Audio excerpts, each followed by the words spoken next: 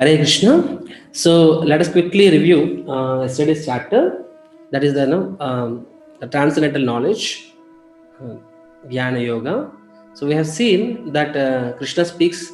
When did he first speak this Gita, and why he is teaching to Arjuna? Because he is a devotee and he is a friend, right? And if he is a very sincere follower of instructions. And then we have seen the Guru Parampara, the four Guru Paramparas, and Krishna dispelled some of the misconceptions like the caste system, and also about all paths leading to same goal. All those misconceptions, Krishna drive them away. And later on, Krishna speaks about the karma siddhanta, that is the three types of karma: karma, akarma, vikarma. And last thing, Krishna speaks about surrender. I mean, what is one thing is who can understand and how to understand. So the most important section is the last section, that is surrender to a guru. So how to surrender, how to serve, how to hear attentively, and what are the consequences of doing that.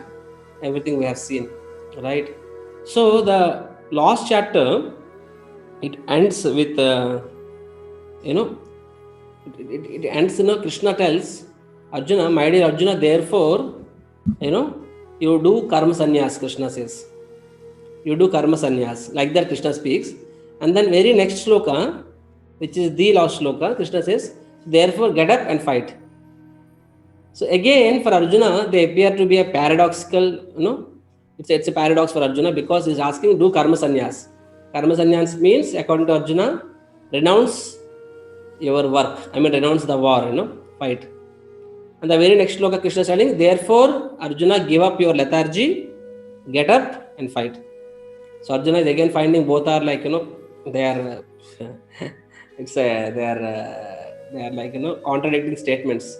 So Arjuna asks the same question. This question it appears similar to chapter number 3, but little different.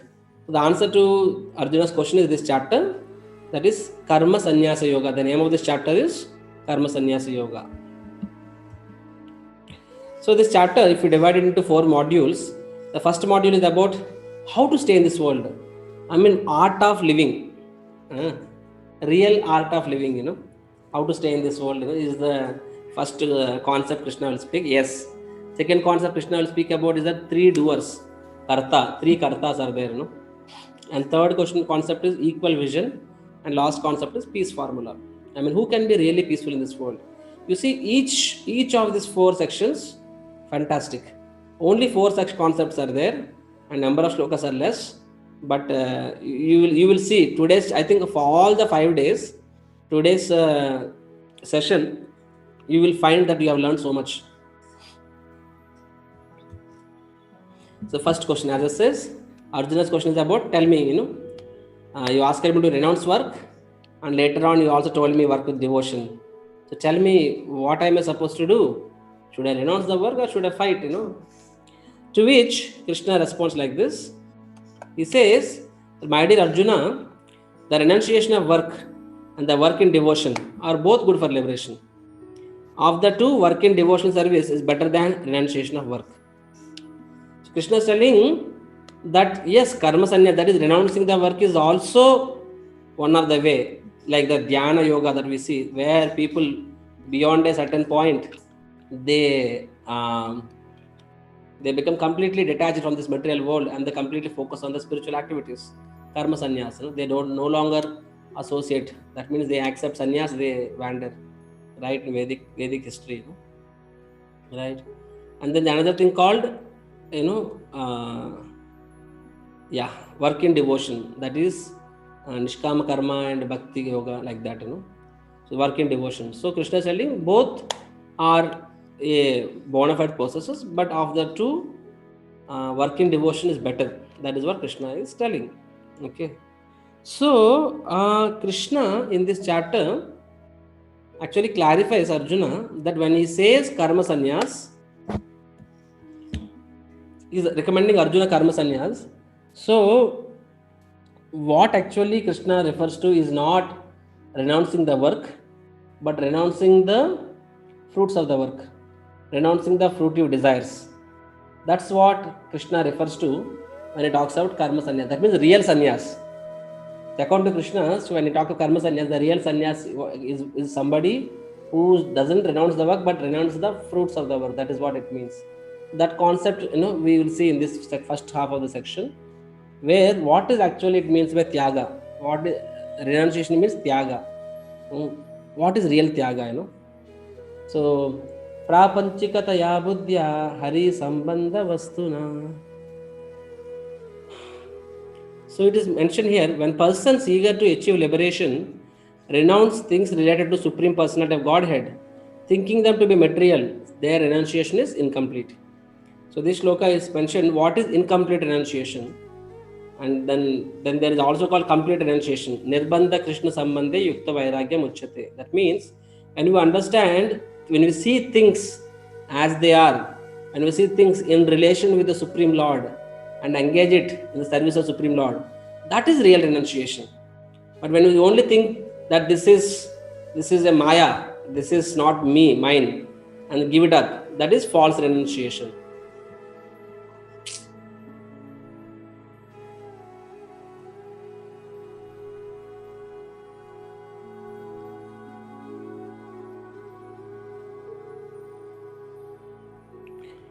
Hare Krishna, some people are making lines on my work. Kindly don't do that. So what is real renunciation? Understand. I want to give an example to make you understand this. When let us say somebody is walking on the road and he finds a purse and he sees here and there, nobody is watching him. He just drops his maybe handkerchief and picks up the purse as if he's picking the handkerchief, and then just moves forward ahead so that nobody watches him. And then he opens the purse and he just takes the money and throws the purse away, and then just goes to a nearby liquor shop thinking that chalo aaj mera bulandi acha hai, today is a good day for me, and then just eats and drinks and thinks that wonderful, today is my day, like that. So this is one category of person. Such a person is called bogi. Bogi means a false enjoyer, because he is a it's not his, doesn't belong to him, but then he doesn't care. It's like whatever he sees is his. That is one category of person. And now there is another category of person. He is also walking.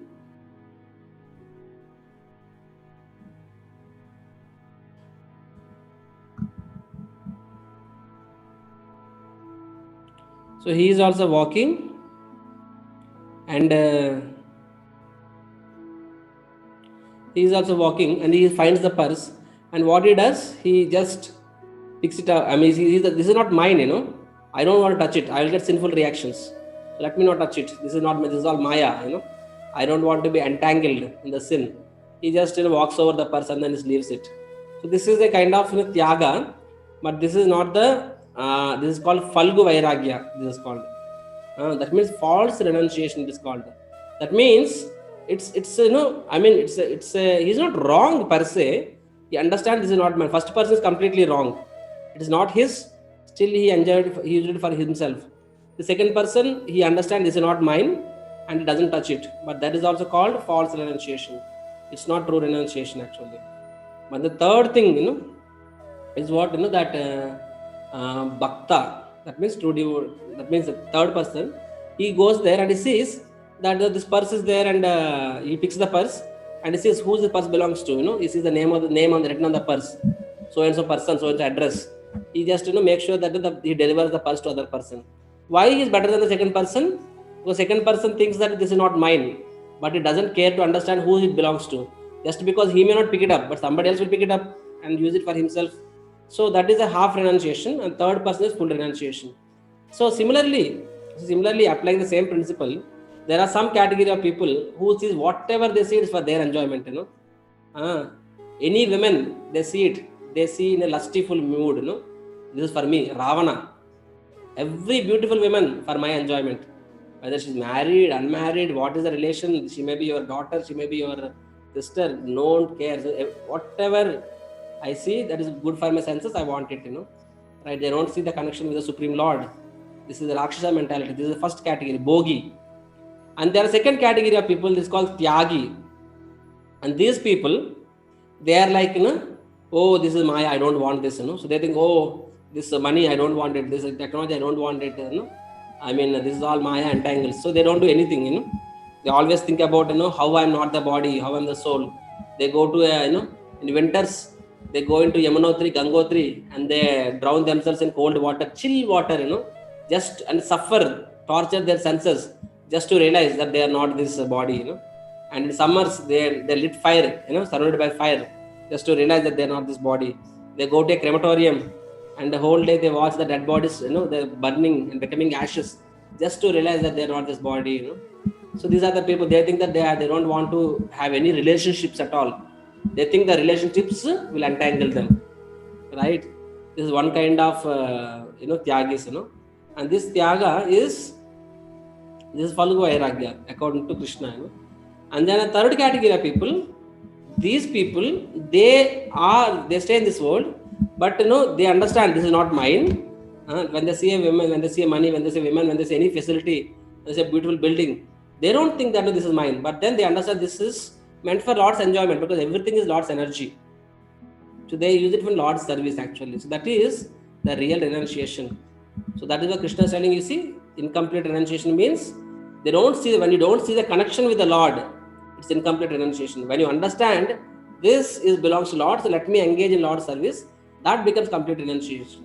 So externally, a devotee and an outsider, they both look the same, right? You see coconut, there are two coconuts.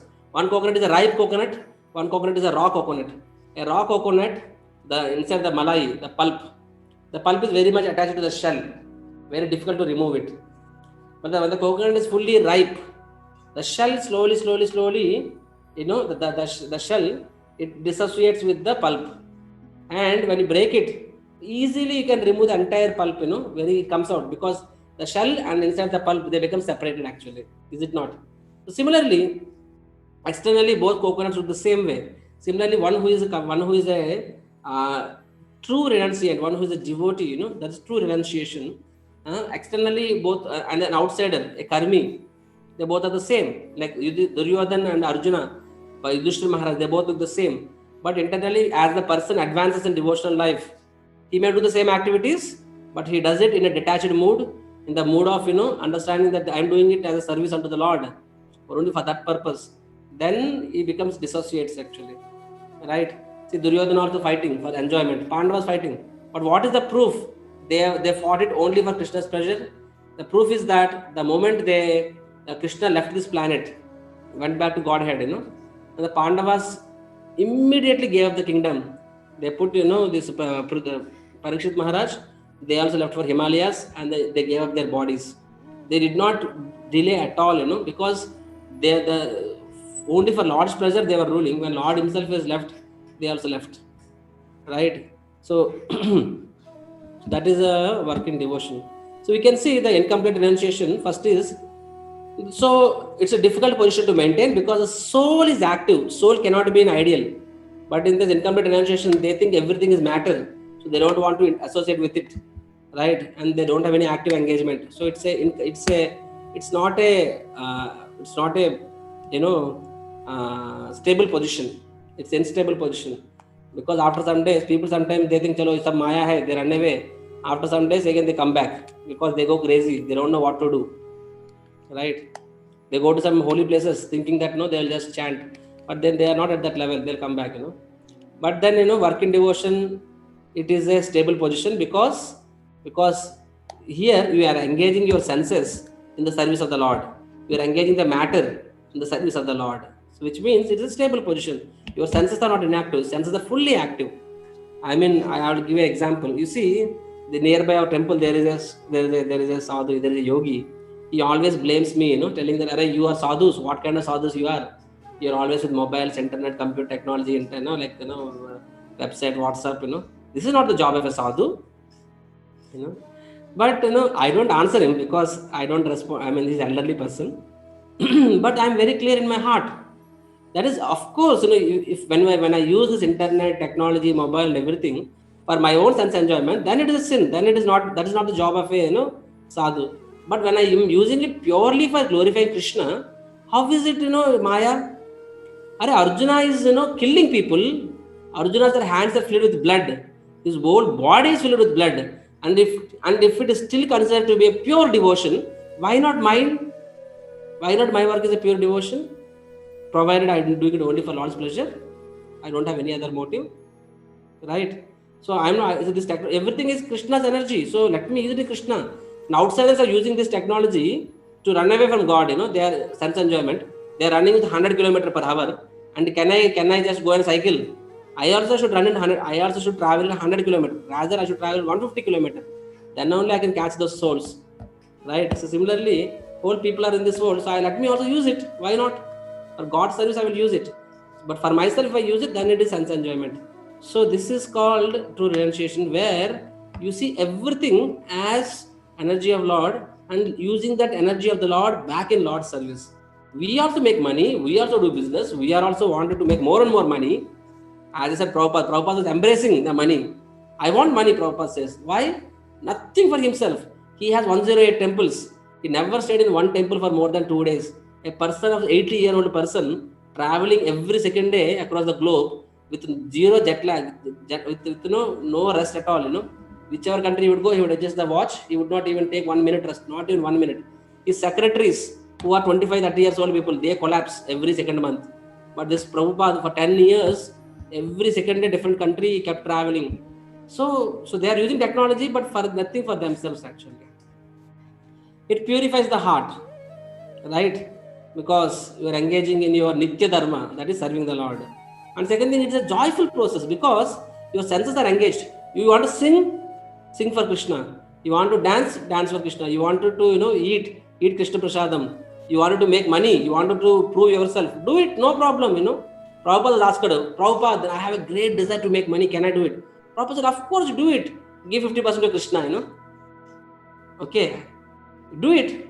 But if you don't give it to God, you only use it for yourself, that money will entangle you. You will use it for, ultimately you have to use it for some purpose. You will use it for sense gratification. But then, so Prabhupada said, so you are not stopped from doing it, but then give the results to God actually, But in other cases, like, no, you cannot touch it, you cannot do anything. So because it is matter, it will entangle you. Matter, if you think matter is for yourself, it will entangle you. Like Lord Ravana, he saw Sita for his enjoyment, it entangled him. Hanuman saw Sita as Lord Ram's property, it did not entangle him. Right? So this is work and renunciation. Yeah, so now the question comes, work is worship or not?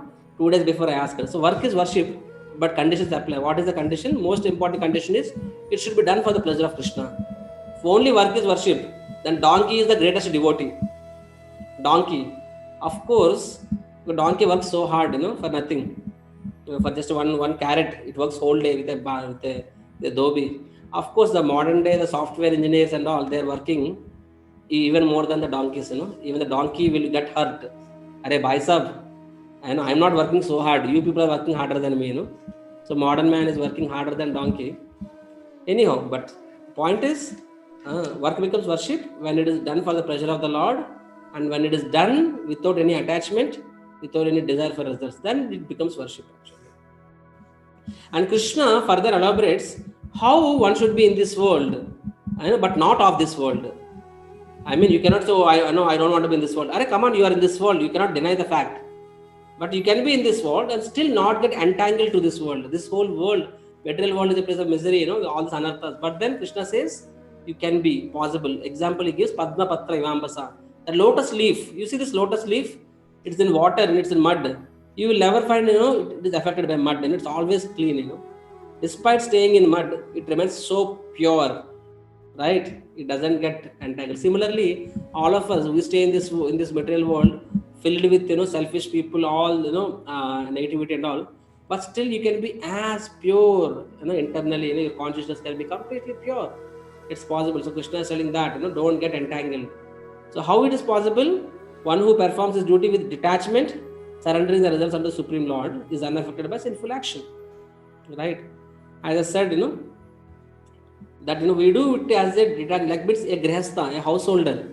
Outside, any typical grihastha, outsider worker, he also works for his money, for his family, for his wife, children, for their future prospectus. A devotee also works hard, but what for? He also wants to make money. He also wants to have a bank balance, nothing wrong. But then why he wants to have a bank balance? So that my material life can be little bit taken care, so that I can progress in my spiritual life. One reason. Second thing, he also wants to make money, so that because I have the capacity to make money. I have the capacity to make money. So, and that money I can use in Krishna's service. You have capacity and still you don't do it. That is also wrong. You have capacity, do it for Lord's pleasure. Take care of your maintenance and engage in Lord's service. So a devotee also does, but the consciousness is completely different actually, and that is detachment. So when you are surrendering the results to the Lord, understanding it is Lord's mercy only, because of which I am able to do everything. If that is your consciousness, then you are pure. You will not get entangled at all. As I said, Arjuna didn't get entangled at all, because only for Lord's pleasure he did it actually. Similarly, as a student, we also study. I used to work hard for academics. My colleagues or my friends also used to work hard. What for? They want to go abroad, or they want to make more money, marry a beautiful girl, or show that to the world that they are something special. But we were doing it because let me also make money so that I can settle my family, so that I can join full time, or let me also make money so that that money I can engage in Krishna's service. So we used to give a percentage to the temple, and because preaching also requires money. Somebody has to give money for preaching also, right? So and also that work I was working, that experience is helping me. I know that if I do a good job, that professionalism that I'm going to earn in my job life, that is going to help me out in the future. The degrees that I'm going to earn, that is going to bring credibility for me, so that tomorrow when I want to serve as a sadhu, I have some academic credibility also, which will help me. So yes, now some people will say Chakradhari Das, BTech IIT Kharagpur. People say, why are you you are a sadhu, you are supposed to give up all your material life, but why are you holding to the tail, that IIT and all? For me it doesn't matter, but then for me it doesn't matter, but for you it matters. For outsiders many times it matters actually. So thinking that IIT degree is a maya is a half renunciation. But understanding that degree is also given by Krishna. He has given me the intelligence, and let me use the degree back in Krishna's service. If that is the way I'm thinking, why will the degree entangle me? Why will that degree entangle me? So Hare Krishna. Okay. I hope my voice is clear. If anybody is facing any problem, kindly message me. Put it in the chat box. Somebody is telling that it's not visible. It's clear, right? Okay, thank you. So yeah, the next question is a very important subject. The three doers, as I said, if only you can understand next 10 minutes what I'm going to say, if only you can understand the next 10 minutes, your life will not be the same. I repeat, your life will not be the same actually, if only you can understand next 10 minutes. So the three doers. So Krishna is telling here, nor does the Supreme Lord assume anyone's sinful or pious activities. Embodied beings, however, are bewildered because of the ignorance which covers the near knowledge. So Krishna is telling, I am not responsible. Now, last 5 days, I'm getting so many questions in my WhatsApp. Unfortunately, my life has gone literally crazy. I'm not getting time to answer the questions. But then I'm seeing most of the questions are centered around this concept. Somebody saying, "My Prabhuji, you told Krishna is God, Krishna is in control." But I see there are so many murders, rapes. Innocent people are like victimized, and so many wrong things are happening. So why God is allowing it to do it? We also hear our elders say, Ishwaradi ajna lekunda cheemaina kuttadu. Without Lord's sanction, even a blade of grass cannot move. Even an ant cannot bite without Lord's sanction. We hear this. That means whatever wrong things are happening, Lord is allowing it. And if Lord is allowing it, then why Lord is allowing it? And if Lord is allowing it, is Lord not responsible? That is the question. That makes sense, no? So Krishna is telling, Nadatte kashchidit papam. I am not responsible. I don't get any sinful reactions. Of course, Lord is not. Think about it. Lord cannot get sinful reactions, right? But then we think, Lord, see, imagine there's a Don, Dawood Ibrahim. There's an underground mafia Don, And now there are the Bombay blasts. In Mumbai, there are bomb blasts, Now, there is a charge sheet, filed by the, CBI, whatever, or, intelligence, IB, that they make Dawood as a chief, culprit, prime accused. Now it's not that Dawood will personally come and put the bombs. He will give some money to his henchmen. His henchmen will come and put the blast bombs. Actually, makes sense. So now, bomb was kept to somebody else, but whom are you accusing? The person who gave the money, the person who has asked to do, who has sanctioned. So if that is the case, then here, under Dawood Ibrahim's supervision, the blasts have happened. So you are making him as a victim, although he may be staying in Karachi, Pakistan somewhere. So going by that logic, Krishna is sanctioning. So if something is wrong is happening, then is Krishna not responsible? And God cannot, but same time we feel God is all good. God cannot be responsible. But if when is all good, when is all responsible, then why is it this thing is still happening? So people many times become confused. Does God really doesn't exist? Or if he exists, is he not in control? Maybe he lost control, or maybe he's grown old. Different people have different concepts. So this section, I think I have given enough build-up now to make you understand. This section will clarify all those doubts. Okay.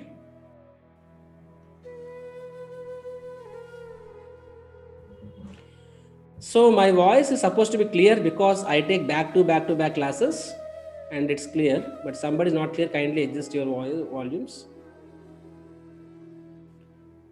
Yeah, it's showing proper thing.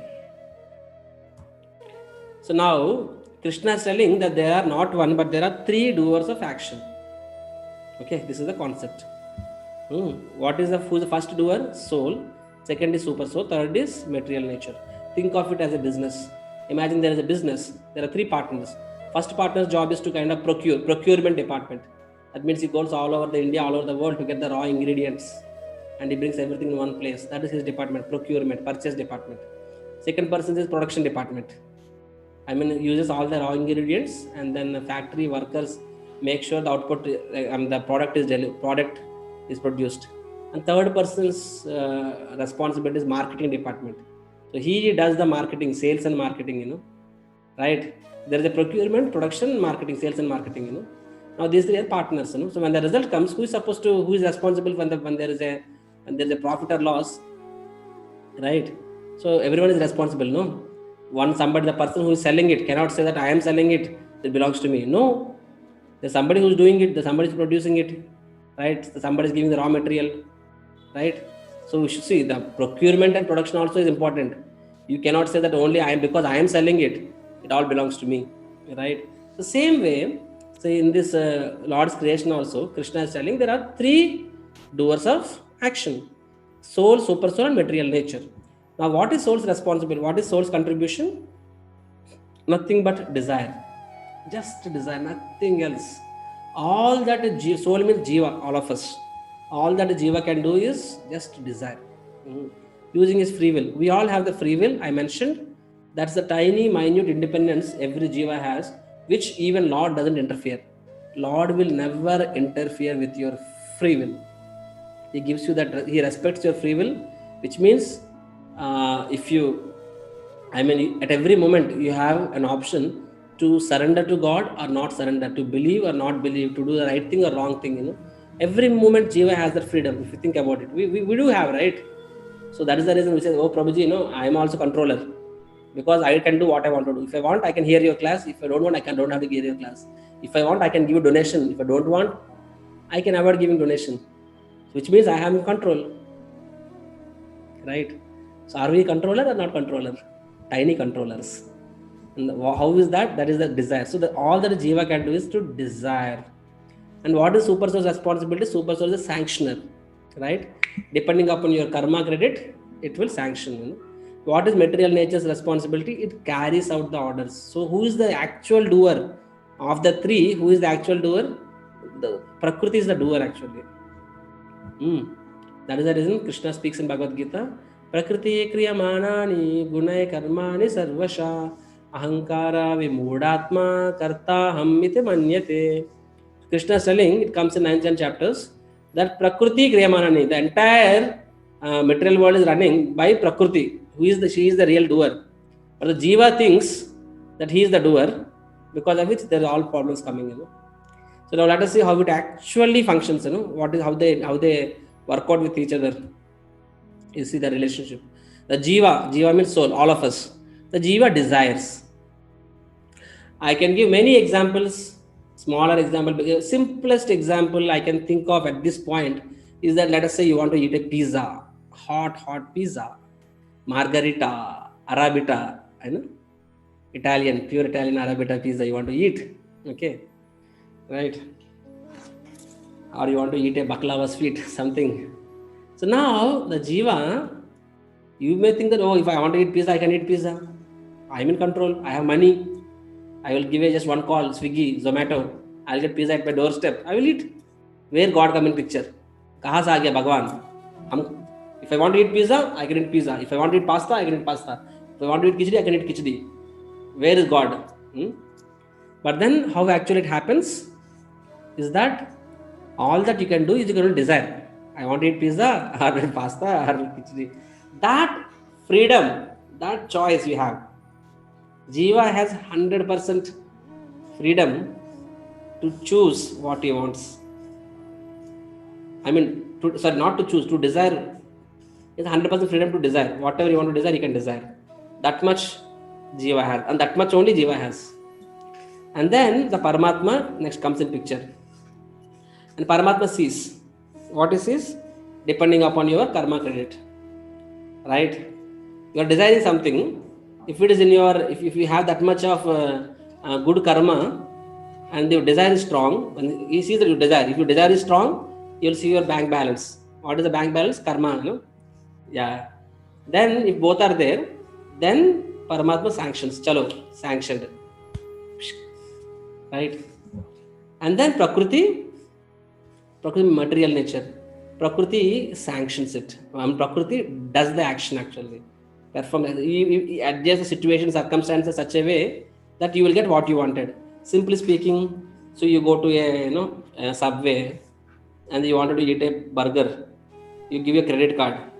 You go that person, the cashier, you give the credit card.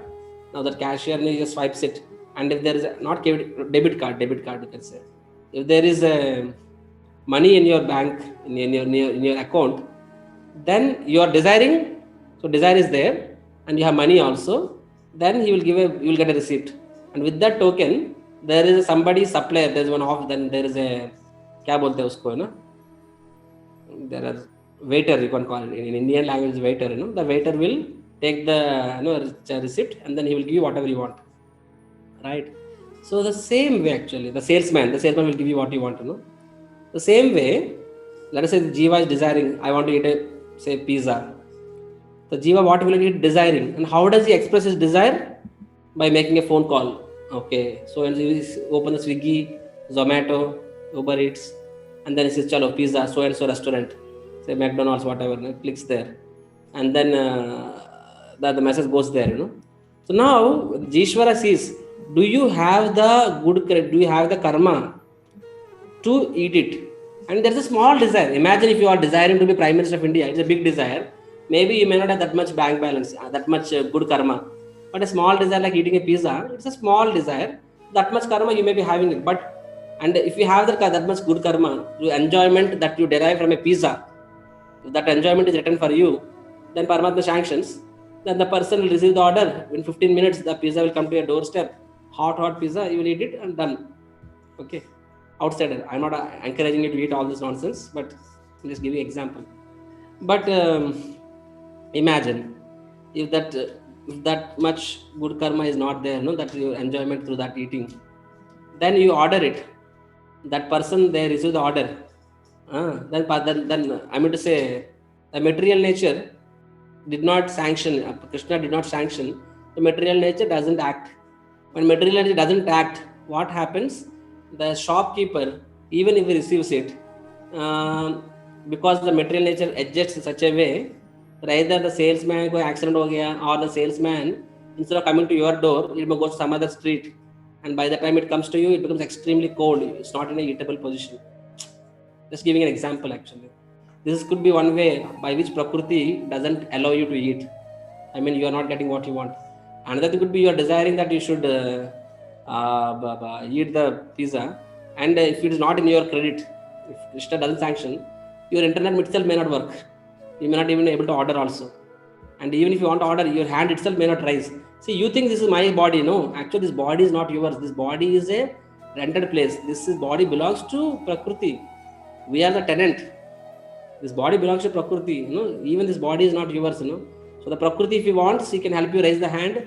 Prakriti doesn't want, you can't even lift your hand. You think that I made money, I worked a whole month, 1 lakh rupees. Why should I serve God? Forget about doing job. At least to go to office, first step you are taking. That to take the first step itself, your leg and body, your hands, legs, eyes, everything coordinating, working.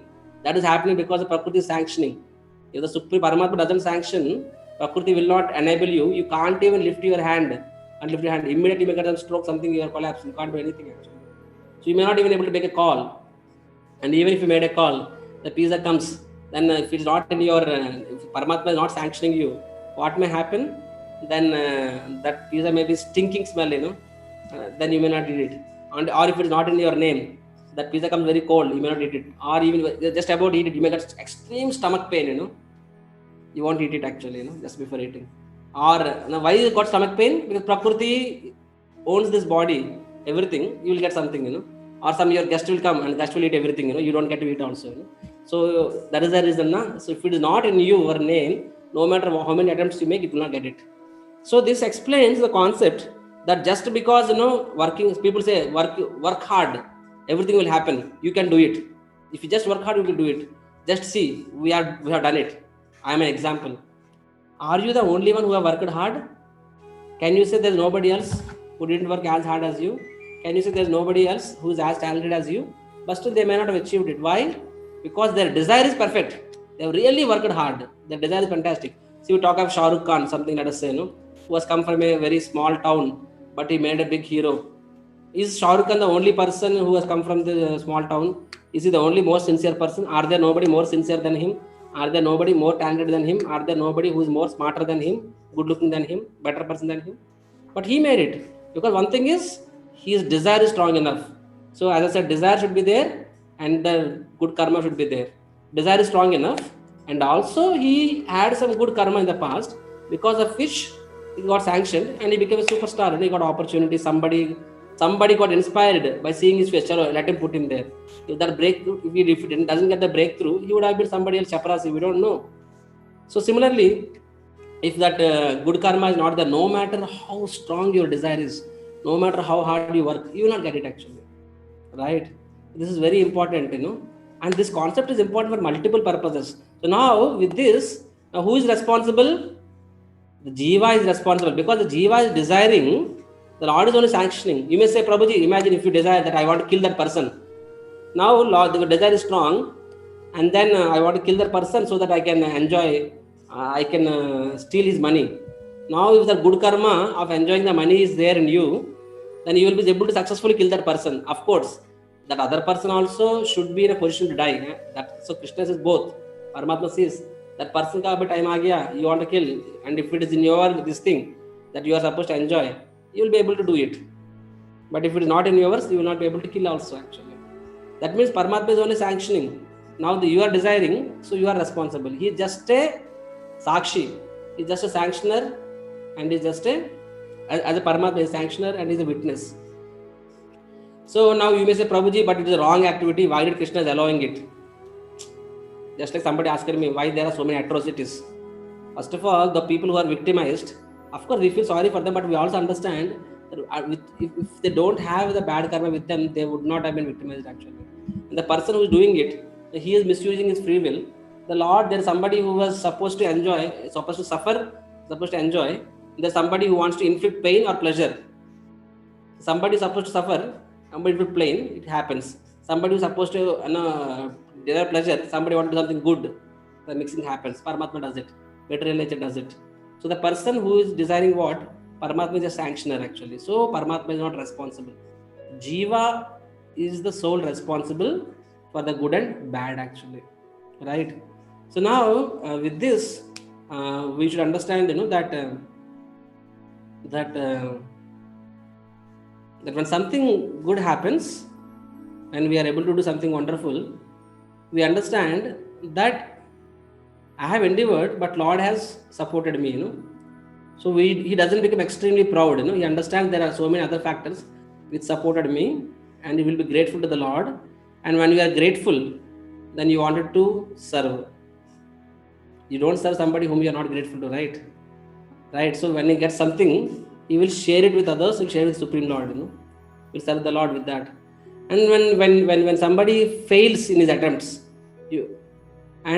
outside what will happen when he becomes successful? Extremely proud. When he becomes failure, depressed, demoralized.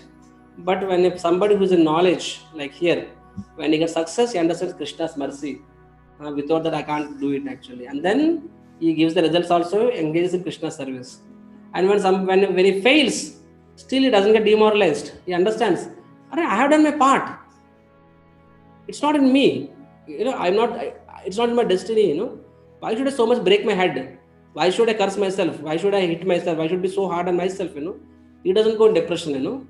Still is grateful. Okay, I targeted for this, but according to my destiny, I can only get this much. So let me be, of course, we'll try our best, but after trying our best, if this is what we got, we didn't get this, we are happy with this, and at this level, how can I serve Krishna? That is how he thinks. So this is a very important concept actually.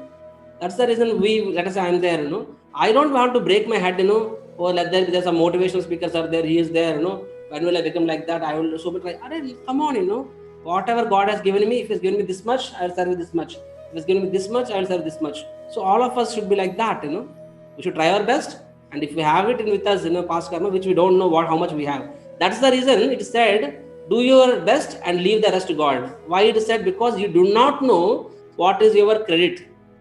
I mean, this analogy, in general, when you have bank account, you can know how much amount is there.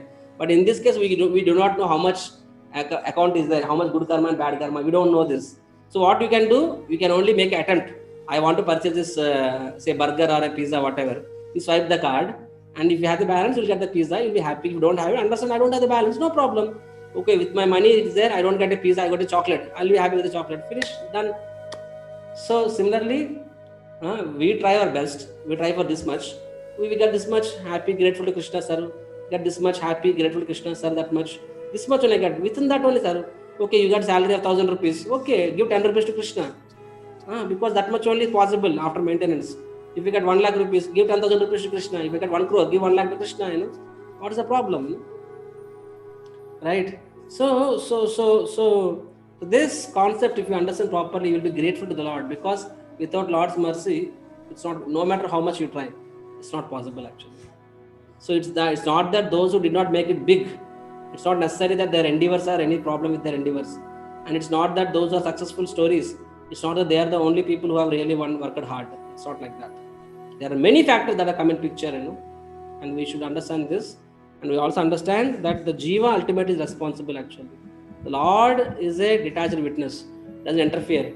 Of course, devotee of the Lord, he requests Lord, my dear Lord, my mind is crazy, I make a crazy thoughts, my request to you, kindly interfere in my free will. A devotee voluntarily says, you interfere with me, you involve in my life, you drive me, you guide me.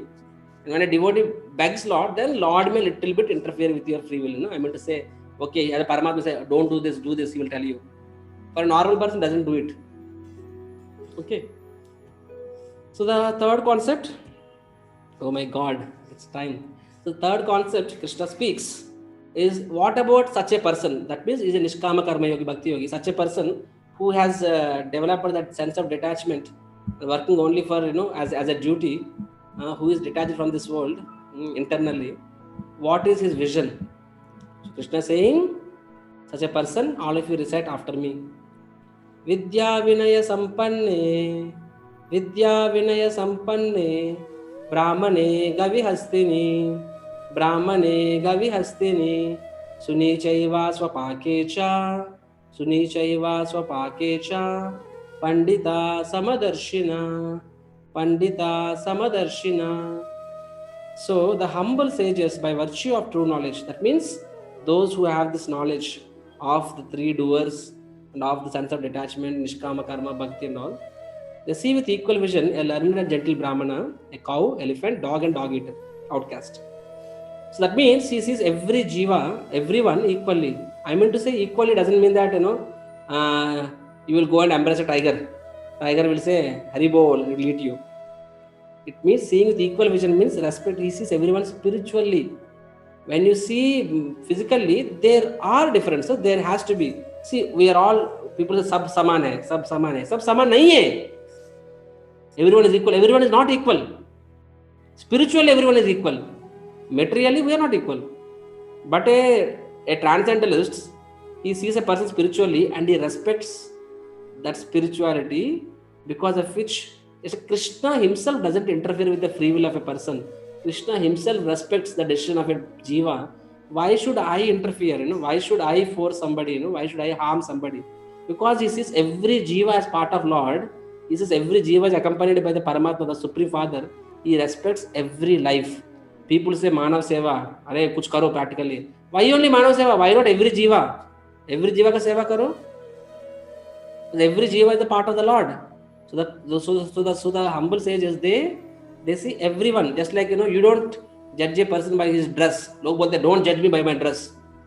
Judge me by a person inside. So similarly, this dress is the body. Somebody may get a black body, somebody may white body, somebody is ugly, somebody is beautiful, somebody is smart, somebody is a dumb fellow. So these are all bodies. But the inside the body is the real self. So it's all a real transcendental sees that, and he respects every jiva. That means he doesn't interfere with the doesn't try to stamp upon somebody. You may see a small ant, I can do anything with the ant, you may stamp on the ant, you think like this. But it is something similar to a small boy is going, you think a bacha hai, kya karega? And you go and slap a boy, but you don't realize that behind the boy his father is there. His father is like a under attack Hulk Hogan, father will make you chutney, right? So similarly the devotees, the humble sages, when they see a jiva, they also see the Paramatma in that jiva, and naturally they see the God in that person. Naturally they respect the person. Not only person, every living entity, they see God in it, because the Paramatma is there accompanying. So they do not harm anyone. They respect every species, just because as much right as we have to live in this world, every jiva has the same right, and we are also in the process of transmigration. They are also. The only difference is that you have an opportunity to come out of this cycle of transmigration. They may not be having that. That doesn't make you anyway superior to others, actually, right? So this way, when somebody becomes like that, he becomes equal in happiness, distress. Naturally, he becomes tolerant, because he understands both are like temporary, and genuine kindness, and gives up unrealistic expectations from himself and others, peaceful existence, actually. And for others, real brotherhood. So real brotherhood is possible when a person sees everyone in connection with the Lord, because God is one, the Supreme Father. So everyone is part and parcel. Everyone is universal brotherhood is only possible when there is universal fatherhood. When there is one father, then everyone becomes your brothers, right? So universal brotherhood can come when there is universal fatherhood. Yes, and also he sees every body as a temple of the Lord, because the Supreme Lord is staying in that body. Then the body becomes a temple, right? So it becomes a temple of the Lord, actually. So naturally it doesn't harm that body also. So a true, one who is in real knowledge, he is a real well-wisher. You can see this, right? Not that Samaj Seva, you kill animals and you feed somebody, but what way? You are killing one brother, somebody is a weak brother, somebody is strong brother. You are saying brotherhood, but the weak brother you are killing the weak brother, taking his property, and you are enjoying. How does it make you a gentleman person? Tell me. The last concept is peace formula, and I'll take some 5-10 minutes more. So this concept is actually the most important concept of this chapter. This will help you. It's very deep, because Krishna is telling you how can someone be really peaceful in this life. Everybody in this world wants to become peaceful, but the sutra for real peace is mentioned in this chapter. And if you read it by yourself, it's difficult to understand, but I can try to keep it simple and make you realize how this is a very practical and very deep. It's a true solution for peace. It's not a temporary solution. It's not a tranquilizer. It's a true solution, actually. So all of you recite after me. This is the last shloka of this chapter. भोक्तारां यज्ञतपसां सर्वलोकामहेश्वरं सुहृदं सर्वभूतानां ज्ञात्वा मां शान्तिमृच्छति. Translation is like this: a person in full consciousness of me, knowing me to be the ultimate beneficiary of all sacrifices and austerities, the supreme lord of all planets and the demigods, and the benefactor and well-wisher of all living entities, attains peace from the pangs of material miseries. So Krishna is telling a 3-point formula. He is telling, so these 3 things, if you remember, if you realize it, if you apply it, you can really be peaceful in this life. This material world is a place of misery, but even in this material world, you can be the most happy man, if you only can apply. But this is very deep. So what are the 3 things? First thing, Bhoktaram Yagya Tapasam. That means one should understand, I am the real enjoyer. I am the real beneficiary. Second thing is saying Sarvaloka Maheshwaram. I am the real proprietor and father.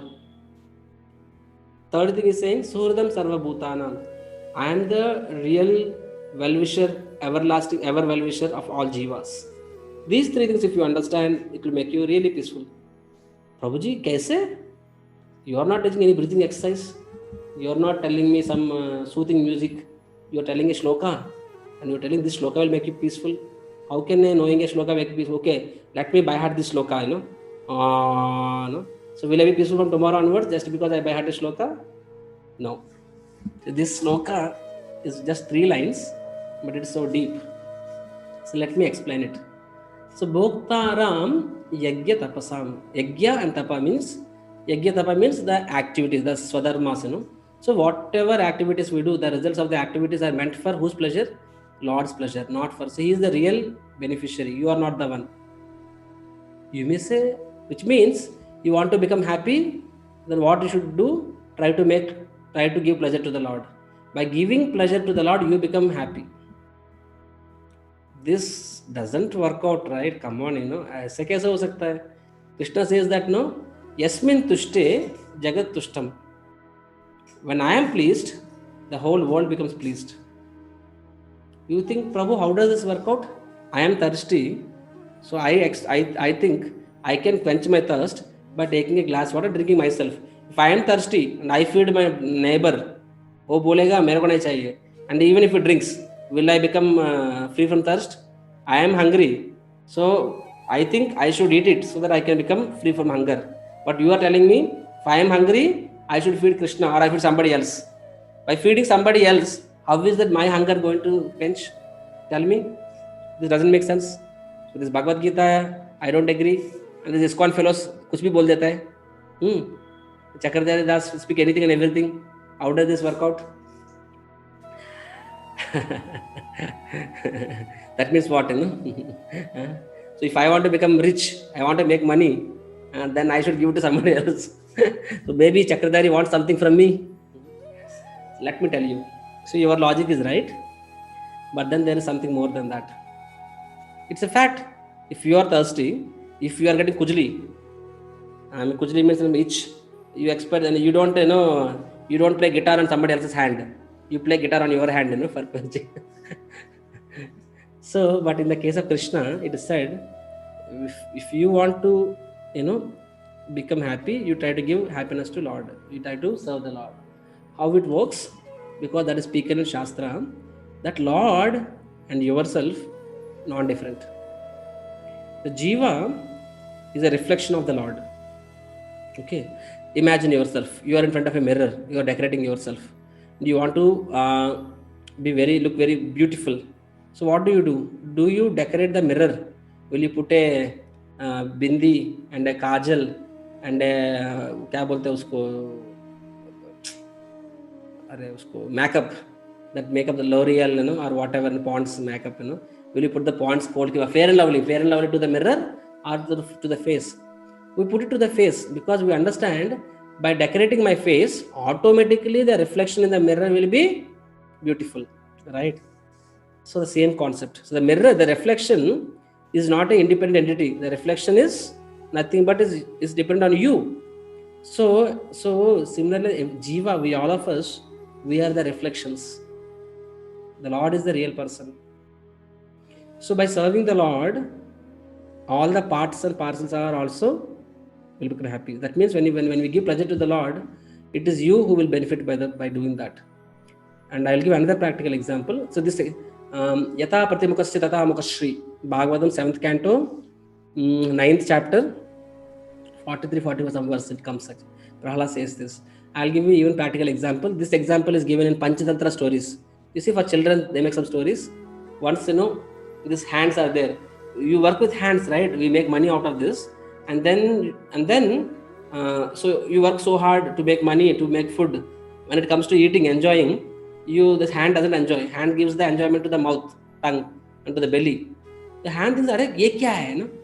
So the hand is happy all life, doing that. But some so-called intelligent people, they said, "Arey, this stomach is exploiting you. तुमको brain wash कर दिया. तुम मेहनत कर रहे हो. You are working hard. You should enjoy. Why are you feeding it to the belly? You enjoy yourself." Huh? These ISKCON people are telling wrong thing, I should enjoy. Why am I giving to the stomach? ISKCON people are telling give to the stomach. So I will eat. So you take the food and you want to eat yourself. You are chewing. I mean, you are pressing. And after pressing so long, what happened? Your hands start paining because there is no food in the stomach. You became weak. This foolish hand, it could not understand this foolish hand, it couldn't understand that it is connected to the center reservoir, that is stomach. So both hands, they think that they both are independent people. They have nothing to do with the stomach. No, they are connected to the stomach. Whether they agree or they doesn't agree, it's a fact. The hands are connected to stomach. So that means when they feed the stomach, automatically they get energy. Similarly, we are all connected to the Supreme Lord. The Supreme Lord is like Yata Taror Moola Rishechanaina Trupyanti Tatskanda Bhujopashaka. That means the Supreme Lord is like the roots of a tree, and we are all like the leaves. Now you try to put water on yourself, it doesn't work out. You put it on the root, automatically everyone will get water, and not only yourself actually. So that's the thing. So when we understand that Supreme Lord is the enjoyer, and you try to make him happy, you will see, you will become happy. That's the reason devotees of the Lord, I mean, you celebrate your birthday, grand way, some Ibiza or some Macau Islands, destination wedding and all. You spend so much. And what kind of this? Some sort of some temporary momentary pleasure, You call your friends and take, some selfie. I don't know why they put, a pig face, and I don't know. But they take a selfie, and then they put it on Facebooks, some likes. I don't know what kind of happiness is that. But then you try to, my challenge to all of you is that, you try, instead of celebrating on your birthday, instead of celebrating your thing, you do it for the Lord. You celebrate Lord's birthday. Or instead of your birthday, you cut a cake and you give it Lord and something, and you will find that birthday will be a memorable, special for you actually. Right? And I tell you actually that, so when you are feeling hot, instead of putting AC in your room, first you put AC in Lord's room, We have a puja gadi. We want AC and everything, and for Lord we keep it a very small compartment, close the doors and other stuff. You try to first thing in your homes. I'm telling you, in your homes, you have some room for puja gadi, that Lord's room. Try to, if there are problems in your home, agar aap ghar mein problems hai, I'll tell you the solution to your problems. The beginning point of the solution is that first go to the altar and try to see what facilities you are giving to the Lord. At least, is there a fan? Is there a light? Or just, some closed room, you just close it once in a while, just do one arath, one incense and leave it, No, that more you treat him personally, you give him pleasure. Lord is a person, you give him pleasure, you will find, you will receive the benefit actually. You give him AC, you will become cold, This works. You need to have faith to do this, right? He is the Bhoktaram. Oh my God. Second thing is like, Sarvaloka Maheshwaram. That means Lord is saying that He is the real, proprietor, and He is the real controller. So we should understand that I am not the controller. But in this material world, everybody wants to be controller, and that's the reason they are miserable. You can't control because you are not controller. That's not what you are. You are not made up of that. But this problem is there in everyone in this world, not only you, even an ant, even a rat. A rat enters your house, makes a hole, and thinks I am the one, This is my hole. I am the one, I am the in charge, my kingdom. Some other rat comes, it will kick him out. Similar ants, they make some small ant hills. They'll fight. I am the king ant, I am the queen ant. But then how long you will enjoy it? I mean, you think that it's yours only till the time the landlord sees it and then he throws some water. It's all gaya. They are floating. That ants are floating in the water. It is gone. Similarly, we think this is my house, this is my property, my bungalow. Why should I purchase Bhagavad Gita 200 rupees? Why should I? This is my custom, this is my hard work. Arey Baba, your body also doesn't belong to you. Krishna speaks in 7th chapter. In 2 days we will see that. This body made up of Pancha Mahabhuta belongs to Krishna. Body is given nature. You doesn't belong to you. You also belong to him. This body belongs to him. Everything connected with this body belongs to him actually. Arey, you say this land is mine. Before you are born, this land is there. After you die, this land is there. Kaha hai tumhara? It's in your care. Understand? So devotees of the Lord, what we do? We are in care of Chakradhari Das. This laptop is in my care. This mobile is in my care. This temple is in my care. This temple is not my property. I myself is property of Krishna actually. Right? So this is the understanding devotee. That means whatever he has, he understands this belongs to Lord. Even my children is not my property. My children is not my status symbols. That I want my children to be engineers, doctors, so that I can show I am something. Your children also given by God actually. They are God's property, kept in your care. You are given the responsibility to take care of God's children. Children on God's behalf. That should be the attitude of everyone actually. So we are just servants. We don't try to control. When we do that, and then we act as per the instructions of the Lord, giving up sense of proprietorship and being grateful for whatever Lord gives us. He gives you so much, grateful. He gives you less, grateful. Understand it belongs to Lord. We engage in service of Lord. And somebody who does that, who gives his controllership. To give a controllership is not easy. Even a beggar doesn't want to lose his controllership in this world. But if you can give up your controllership and depend on the Lord, and the Supreme Lord, who is the absolute controller, he becomes controlled by you. Lord is not something like, chalo, everyone has to hear me. Lord is not like that. He is the most merciful Father. For one who lovingly and willingly submits his controllership, the Supreme Lord becomes controlled by his love and he wants to serve them. We see Arjuna is a pure devotee. And did Lord exploit him? We think that master. The moment we think master servant, we become crazy, because in this material world, master means exploiter, servant means exploited. In spiritual circles, this is not the case. The master also wants to serve, servant also wants to serve. There is only one thing in spiritual world, seva. Krishna himself wants to serve his devotee. Krishna wants to serve Yashoda. Krishna wants to serve Gopis. Krishna wants to serve Arjuna. So if at all there is somebody in this creation who doesn't want it to be controller, it is the absolute controller. The absolute controller is the only one who doesn't want to control. All of us want to control actually. But a devotee of the Lord, he understands Krishna is in control. So whatever is giving, I am grateful to him. And everything belongs to him. Let me not have this too much possessiveness. No. My body, if I have intelligence, belongs to Krishna. Let me use my intelligence for Krishna. Praner Arther Diyava. Krishna speaks. Prana means if you can, give me your life. Prana. If you cannot, give me your Artha means wealth. If you cannot, give me your intelligence. If you cannot, Vacha, give me your speech. Praner Artha Diyavacha. Everything belongs to Lord. We should be happy to engage everything in Lord's service actually. Third thing is Suhridam Sarva Bhutanam. That means Lord is saying that I am there. So it's a first step, when you understand that I am not the enjoyer, Krishna is the enjoyer, let me give enjoyment to him instead of me. Then your first step to peace is done. Second thing, when you understand he is the supreme controller and I am just a servant, and let me follow whatever it says. Second step is done. Third step is that understand he is your ever well-wisher. You see, a true friend is one who never gives you up, even in happiness and distress, and who never misunderstands you. These are the definitions. So in this material world, we may find people, they will lose you, they leave you when you are in failures. There may be some people, exception, who may stand by you even in failures. But then imagine, he is standing by you, he is supporting you, and you keep criticizing him, you keep blaming him, blaspheming him, blasting him, and doesn't acknowledge his contribution. What do you think they will do? They will run away from you, get lost. Again. But here is Krishna, who is our real friend. He is maintaining you as a Paramatma. Everything you are able to eat, digest, everything is arranged by him, and you don't even acknowledge him. You have left him, but he has come to you. He has not left you. You left him. He didn't leave you. And not only that, you are not even acknowledging. He is providing you everything. You are not even acknowledging him. Still, he is acknowledging you. And even in toughest times, even if you are in the body of an animal, he is accompanying you. Even if you are born as a worm in a stool, in a hog stool, something which we don't even like to speak, but there are some insects in the worm stool, right? Even there, if you are there, he will accompany you as a Paramatma, and he is next to you, supporting you. Where will you find such a person? And this Paramatma, Supreme Lord, is the only one who can never misunderstand you. This whole world may criticize you, misunderstand you, blame you in intentions, and your own parents who gave you birth, your own wife who lived with you whole life, your own children, they may blame, they may misunderstand, but the day will never come Supreme Lord will misunderstand you. That's not possible.